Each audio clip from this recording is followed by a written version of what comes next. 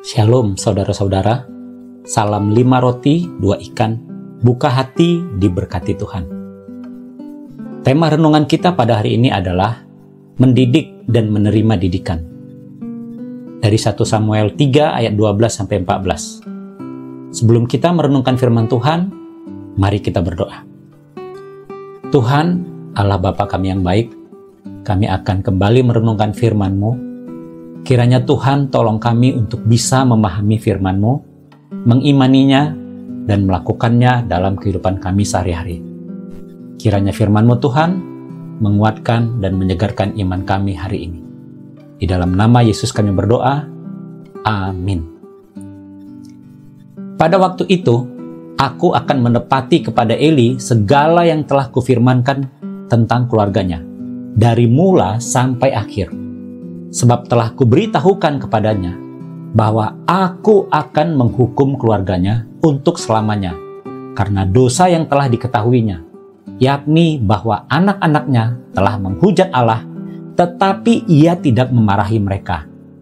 Sebab itu, aku telah bersumpah kepada keluarga Eli bahwa dosa keluarga Eli takkan dihapuskan dengan korban sembelihan atau dengan korban sajian untuk selamanya. Firman Tuhan yang baru kita baca mengingatkan kita akan fatalnya kelalaian dalam mendidik generasi selanjutnya. Imam Eli harus menerima hukuman Tuhan karena ia lalai dan gagal mendidik anak-anaknya, Hofni dan Pinehas, untuk hidup dalam takut akan Tuhan. Saudara-saudara, mendidik seorang anak adalah tanggung jawabnya orang tua.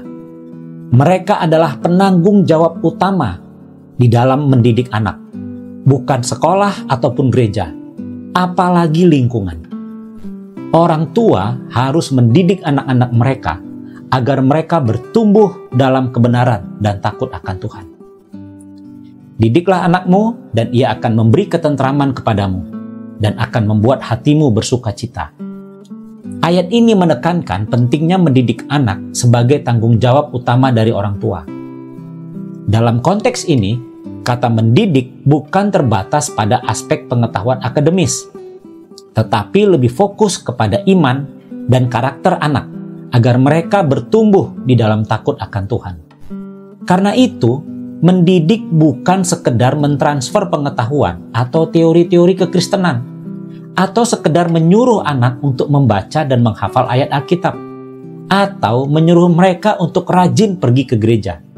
Bukan hanya itu, mendidik anak adalah tentang menjadi teladan bagi mereka di dalam kehidupan sehari-hari. Orang tua yang hidup sesuai dengan firman Tuhan akan menunjukkan kepada anak-anak mereka bahwa iman bukan hanya sebuah teori, tetapi cara hidup. Bahwa menjadi seorang Kristen itu bukan masalah agama, tetapi bagaimana hidup dengan berkomitmen kepada Yesus Kristus. Misalnya, ketika ada tantangan dan pergumulan, orang tua dapat memberikan teladan bagaimana menghadapi itu semua dengan doa dan keteguhan iman. Atau saat mereka menunjukkan bagaimana mereka memberikan pengampunan di dalam hubungan mereka dengan orang lain. Saat anak-anak melihat itu semua, maka anak-anak akan belajar bagaimana menerapkan hal-hal tersebut di dalam kehidupan mereka sendiri.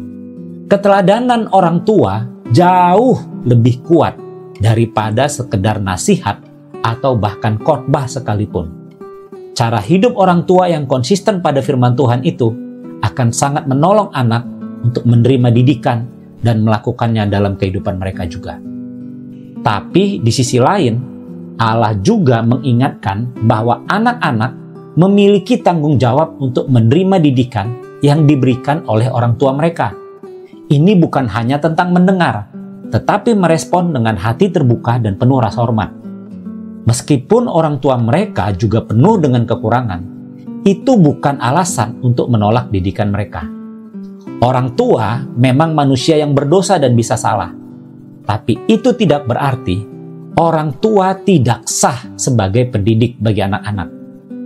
Di dalam segala kekurangan orang tua, Allah ingin setiap anak taat dan mau menerima didikan dari mereka.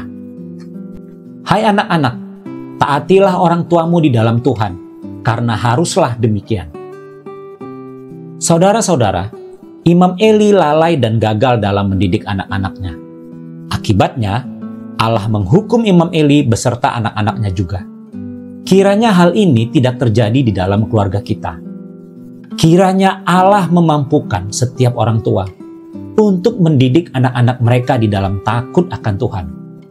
Memampukan mereka untuk menjadi teladan bagi anak-anak. Dan kiranya Allah juga membukakan hati setiap anak untuk menghormati orang tua dan menerima didikan mereka. Mari kita berdoa. Bapa kami di sorga, terima kasih untuk firman-Mu. Mampukanlah kami, setiap orang tua, untuk mendidik anak-anak kami agar hidup mereka berkenan di hadapan-Mu. Berkati juga anak-anak kami ya Tuhan, agar mereka mau membuka hati untuk menerima didikan Tuhan melalui kami orang tuanya. Dalam nama Tuhan Yesus kami berdoa. Amin. Salam 5 roti, 2 ikan, buka hati, Tuhan Yesus memberkati.